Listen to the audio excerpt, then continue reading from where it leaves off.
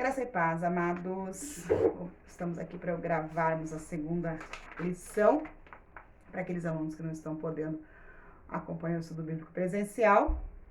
Nosso tema da lição de hoje é a inspiração divina na Bíblia. Amém. E uma das provas que nós vamos ver hoje aqui que a Bíblia é inspirada por Deus são as mudanças que ocorrem na vida do cristão, né? Quando a gente começa a estudar a palavra de Deus, quando a gente recebe Jesus como Senhor e Salvador das nossas vidas, nós começamos a estudar a palavra de Deus, que é a espada do Espírito também, as nossas vidas começam a ser transformadas. Amém? E é possível, através da própria palavra, termos a explicação de que a Bíblia foi inspirada por Deus. E nessa lição de hoje, nós vamos ver, então, essa inspiração. Como foi a revelação, como cada letra, cada livro foi inspirado, tá? Como que foi feito, como que Deus usou, por que Deus usou cada um do jeito que usou. E a melhor maneira para nós darmos razão à nossa fé é com base na Bíblia. A Bíblia Sagrada é a melhor maneira de darmos razão à nossa fé. O nosso tesouro encontra-se em 2 Timóteo 3,16 e fala assim, nessa versão ele fala toda a Escritura, divinamente inspirada, é proveitosa para ensinar, para redarguir, para corrigir e para instruir em justiça. Nessa versão, temos o artigo A, que aponta para a exclusividade da Bíblia. Porque em algumas versões, que nós vamos ver na leitura bíblica em classe, ele fala toda escritura divinamente inspirada. Quando fala toda escritura, abre-se uma parêntese, digamos assim, abre-se uma brecha para que outros livros possam ser considerados divinamente inspirados. Agora, quando nós colocamos esse artigo A na frente de escritura, da palavra escritura, mostramos que é exclusivamente a Bíblia, que não tem outra escritura que divinamente inspirada, que é proveitosa para nos ensinar, redarguir, para nos corrigir e para nos instruir em justiça. Então, esse artigo A aponta para a exclusividade da Bíblia. A nossa verdade prática, a inspiração da Bíblia Sagrada é divina, verbal e plenária. Nós vamos ver o que é inspiração divina, o que é divino, né? O que é verbal e o que é plenária. Portanto, a Bíblia toda ensina, corrige e instrui. Bíblia toda, de Gênesis a Apocalipse, no Antigo e no Novo Testamento. A Bíblia é a única revelação de Deus, a única revelação escrita, vinda da parte de Deus para a humanidade. Amém? A nossa leitura bíblica em classe encontra-se em 2 Timóteo 3, do 14 ao 17, e 2 Pedro 1, do 19 ao 21. 2 Timóteo 3. Tu, porém, permanece naquilo que aprendestes e de que fostes inteirado, sabendo de quem tens aprendido, e que desde a tua meninice sabes as sagradas letras, que te pode fazer sábio para a salvação, pela fé que há em Cristo Jesus. Toda a escritura divinamente inspirada é proveitosa para ensinar, redarguir, corrigir e instruir em justiça. Essa versão que eu falei, essa versão fala toda a escritura. Não tem, então, o artigo A. Para que o homem de Deus seja perfeito e perfeitamente instruído em toda boa obra. 1 Pedro 1,19. E temos muito firme a palavra dos profetas, a qual bem fazeis estar atentos, como uma luz que alumia em lugar escuro, até que o dia esclareça e a estrela da alva apareça em vosso coração. Sabendo primeiramente isso, que nenhuma profecia da Escritura é de particular interpretação, porque a profecia nunca foi produzida por vontade de homem algum, mas homens santos de Deus foram inspirados pelo Espírito Santo. Amém? A inspiração divina das Escrituras foi operada sobrenaturalmente pelo Espírito Santo, que nos deu a Bíblia, a única fonte, ou melhor, a única revelação escrita de Deus para a humanidade. Nesta lição, veremos que a inspiração da Bíblia é divina, verbal e plenária. Neste sentido, a Bíblia Sagrada é para o crente salvo a inspirada, inerrante e infalível palavra de Deus. Amém? O primeiro tópico aqui ele vai falar a doutrina da inspiração bíblica. A inspiração bíblica é divina. Nas páginas do Antigo Testamento, a expressão assim diz o Senhor e similares, ou seja, parecidos, né? Com o mesmo sentido, são usadas mais de 3.800 vezes. Ao receber a revelação no Monte Sinai, Moisés escreveu todas as palavras do Senhor. Êxodo 24:4. Jeremias foi advertido, não esqueça de nenhuma palavra. Jeremias 26:2. No texto do Novo Testamento, Paulo diz que usava as palavras que o Espírito Santo ensina. 1 Coríntios 2:13. João assegura que o Senhor lhe revelou coisas que brevemente irão acontecer. Apocalipse 1:1. E o Senhor Jesus asseverou que até os sinais diacríticos do texto hebraico eram inspirados. Nem um J, nem um tio. Esses sinais diacríticos são os acentos, tá? Nem o J, nem o tio se omitirá da lei. Está lá em Mateus 5:18. Assim sendo, as Escrituras reivindicam que a mensagem bíblica veio da parte de Deus. Para nós entendermos o que significa inspiração divina, nós temos que entender o que significa a palavra divino, ou divino, né? A palavra divino vem do latim, divus, que significa Deus. Então, por que a Bíblia é considerada a palavra de Deus? Porque lá no Antigo Testamento aparecem aproximadamente 3.800 vezes a expressão assim diz o Senhor, ou parecido com isso, com o mesmo significado, com o mesmo sentido. Então, a palavra do Senhor revela que foi escrito, que o que foi escrito veio dele. Dele quem? O Senhor. Mas quem é esse Senhor? O que significa essa palavra Senhor?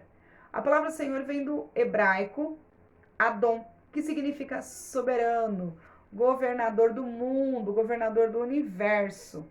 Então, nós entendemos que os escritos da Bíblia, por terem sido mencionados a palavra do Senhor, por ter sido mencionada a palavra Senhor mais de 3.800 vezes, entendemos que a Bíblia é divinamente inspirada. Ela veio deste Senhor que é soberano, que é o Criador do mundo. Né? Porque divino é Deus e Senhor é soberano. Então, ele é soberano, ele é sobre tudo. Se ele é sobre tudo, ele tem autoridade para inspirar da maneira que ele lhe conver, né? Que melhor o Senhor achar que deve ser registrado, né? E uma das maiores provas que a Bíblia é divina é o fato de que os escritores registraram essas informações, registraram a origem de onde vinham essas palavras, como por exemplo aqui que nós vimos em Êxodo 24:4, quando Moisés fala, né? Escreveu todas as palavras do Senhor. Então a própria Bíblia testifica dessa inspiração divina. Aí nós temos o ponto 2, que a inspiração bíblica também é verbal. Ratificamos ou confirmamos, afirmamos, né, que a Bíblia é divinamente inspirada. Está lá em 2 Timóteo 3,16.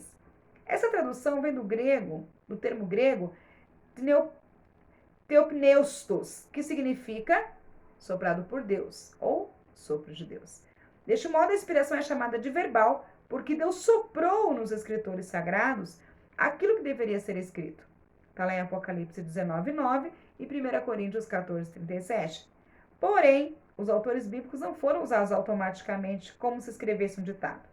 Eles foram instrumentos de Deus e cada qual com sua própria personalidade e talento escreveram inspirados pelo Espírito Santo. 2 Pedro 1:21. Essa ação divina foi tão intensa que todas as palavras registradas na Bíblia eram exatamente as que Deus queria ver empregadas nas Escrituras. É tão maravilhoso que o Senhor, você vê, eles não foram usados automaticamente. O Senhor não chegou e falou assim, vou estalar os dedos e eles vão ficar hipnotizados e vão escrever tudo que eu ditar para eles. Não, o Senhor respeitou a cada um da maneira como eles são. Tá? E a inspiração verbal significa o quê? Que cada letrinha, cada palavra da Bíblia foi divinamente inspirado. Mas o que significa inspirado? Na língua portuguesa, esse prefixo in, de inspirado, implica um movimento para dentro. O verbo inspirar refere-se ao ato de introduzir ar nos pulmões. Lembra nas aulas de educação física, quando o professor falava, inspira, respira, nós soltávamos o ar? Então, inspirar é soprar para dentro, né? Introduzir ar nos pulmões. Só que no caso dos homens inspirados por Deus, que escreveram a Bíblia, o Espírito Santo soprou-lhes na sua mente tudo aquilo que ele desejava que fosse escrito, tá? Então, suas ideias, seus sentimentos. Então, quando Paulo diz que toda a escritura foi inspirada, ele fala nesse sentido, no sentido de que o Espírito Santo deu capacidade, inspirou, soprou na mente deles o que eles deveriam escrever. Então, dessa maneira, nós entendemos por inspiração verbal cada palavra da Bíblia, que foi soprada pelo Espírito Santo.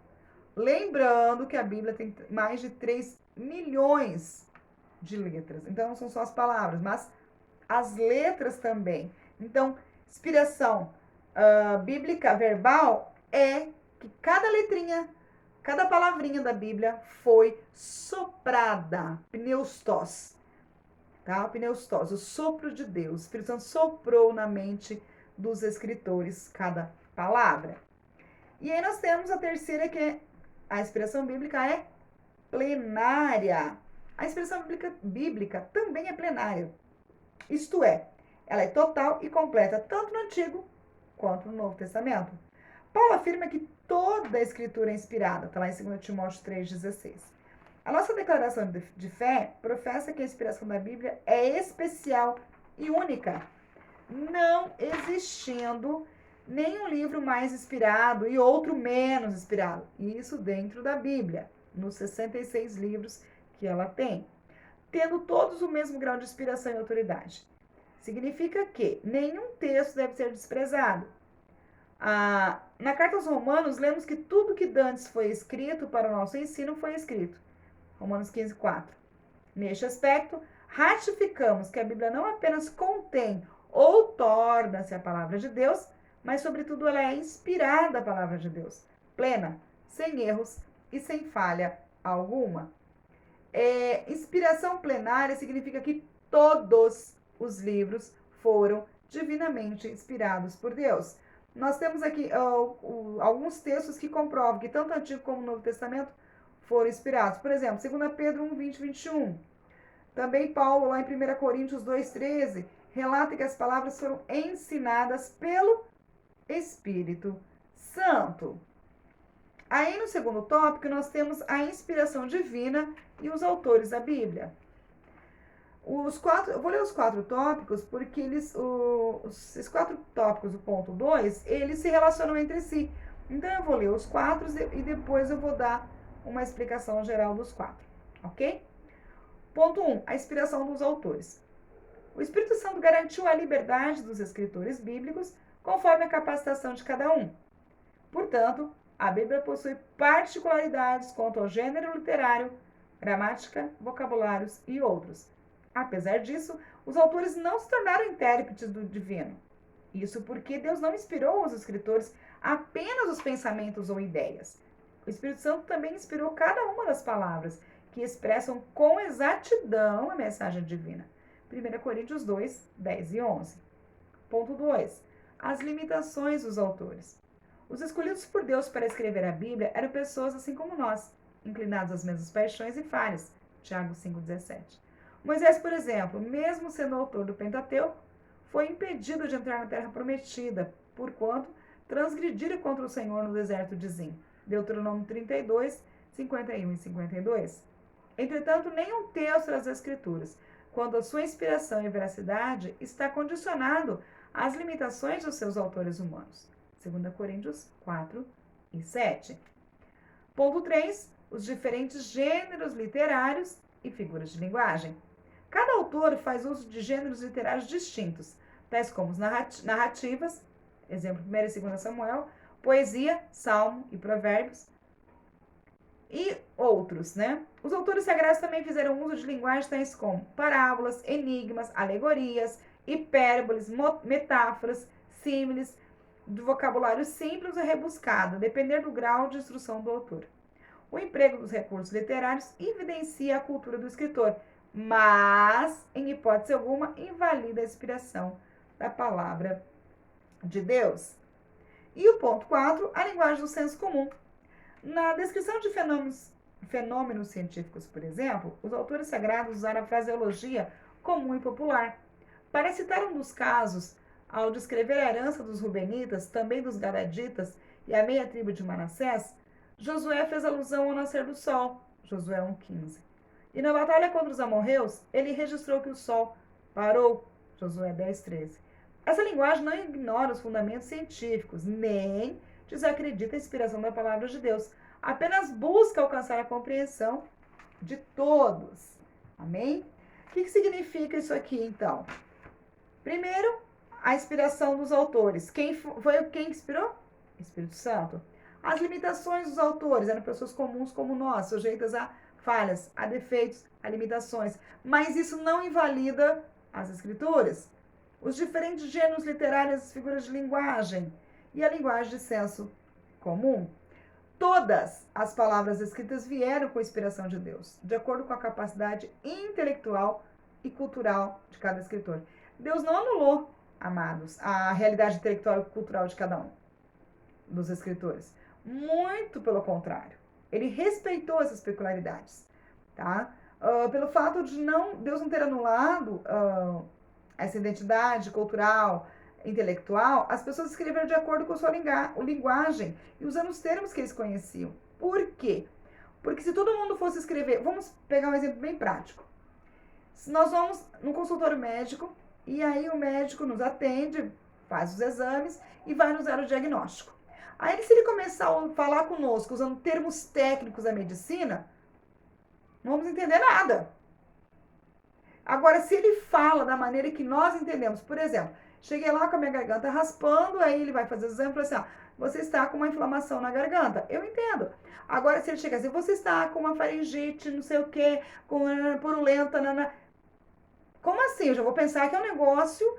Então, é nesse sentido que Deus respeitou a realidade intelectual e cultural de cada um.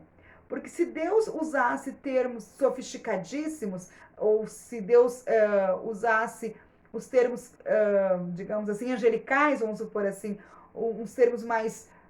O povo não ia entender. Então, Deus respeitou. Tá? Um dos exemplos é Amós. Amós 1:1. Ele era boiadeiro. Ele cuidava de bois, de cabras, de ovelhas. Ele era pastor. Davi era pastor. Então, ele escreveu de uma maneira. Deus é tão poderoso e sábio que inspirou seus filhos a escreverem as suas palavras de acordo com suas próprias características e particularidades. Mas por que Deus conservou essas características? E por que mesmo eles tendo limitações, Deus não quebrou essas limitações? Deus não transpôs?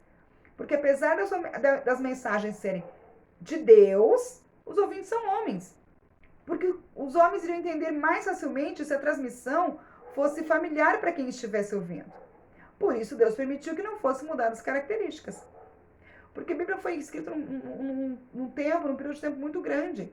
Então, para cada época, como nós agora.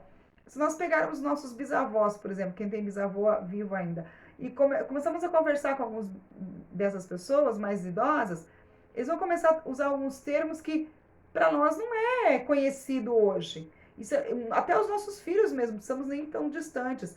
Às vezes a gente começa a falar, ei mãe, isso aí não é mais assim. Agora a gente usa esse termo. Então é por isso que Deus permitiu, por isso que Deus conservou as características e as peculiaridades de cada um.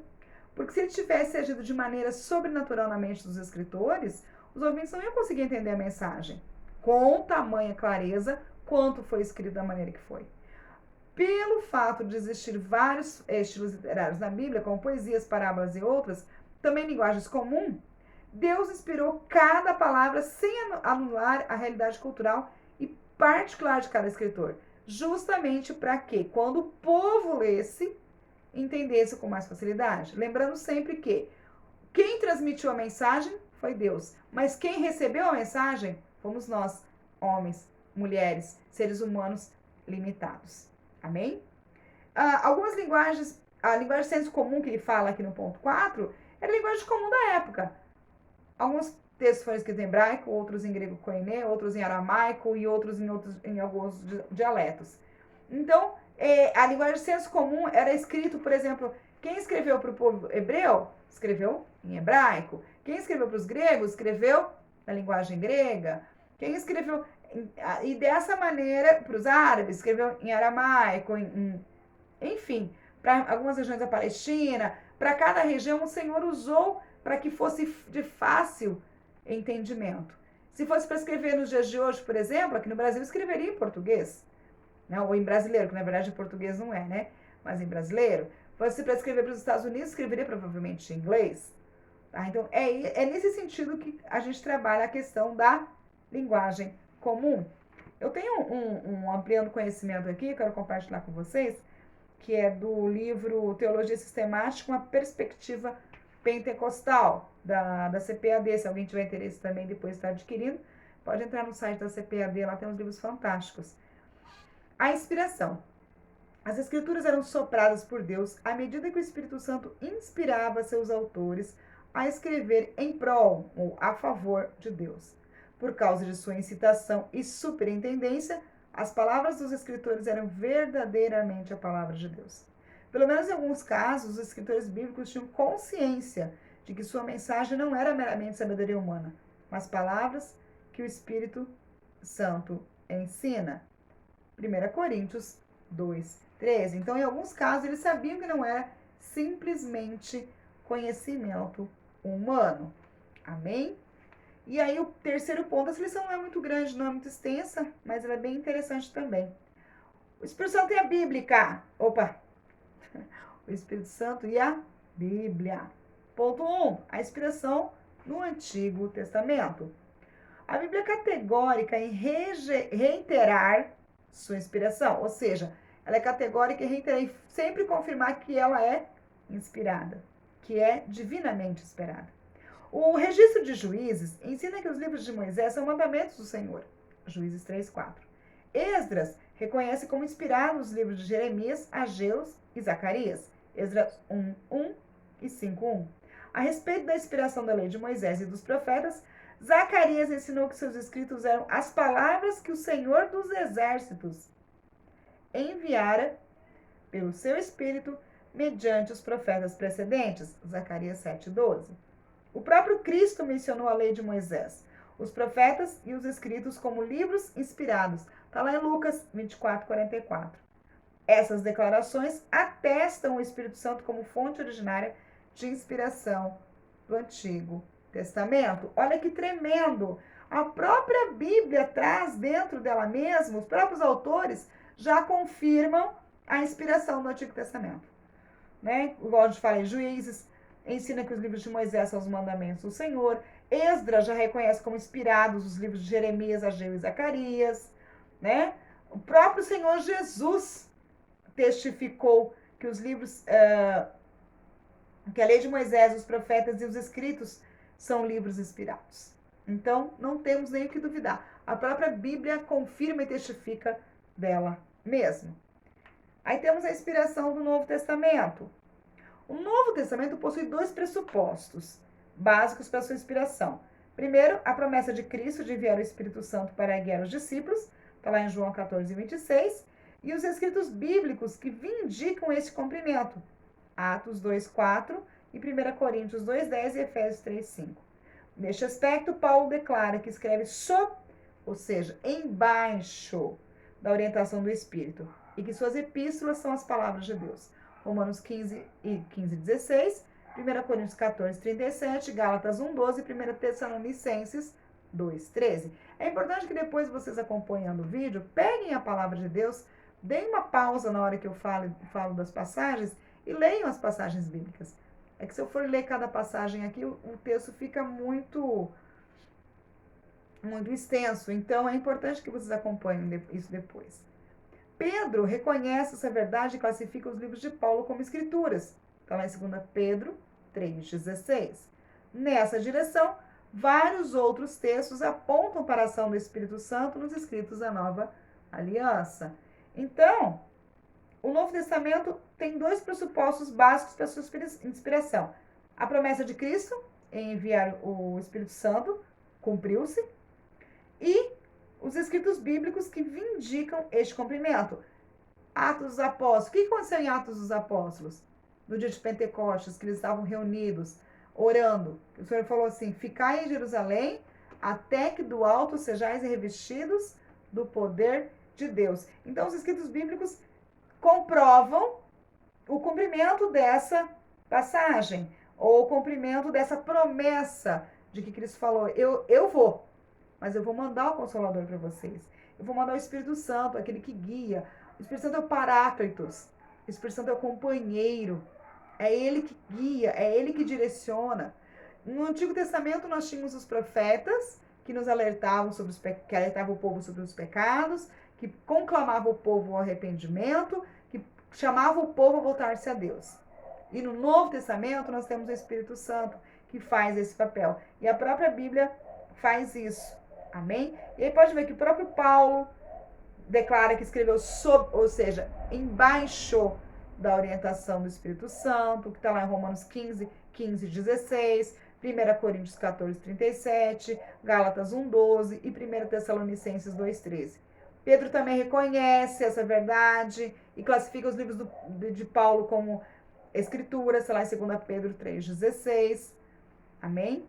E aí, a obra da regeneração e a iluminação.